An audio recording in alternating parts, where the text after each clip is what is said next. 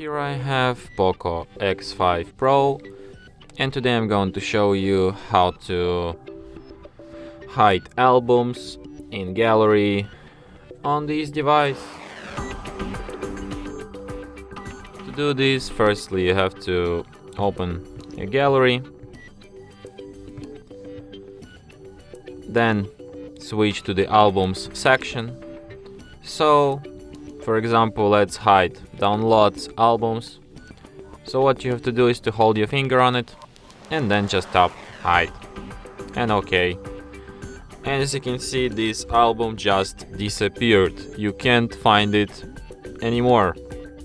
So what have you do in this kind of situation? Tap on three dots, go to settings, and here you can view hidden albums. So here you can either view this album or you can just unhide it from here. And now this album will appear in the albums list again.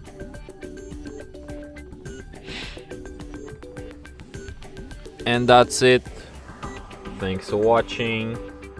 If you find this tutorial useful, don't forget to hit that like button and subscribe to our channel.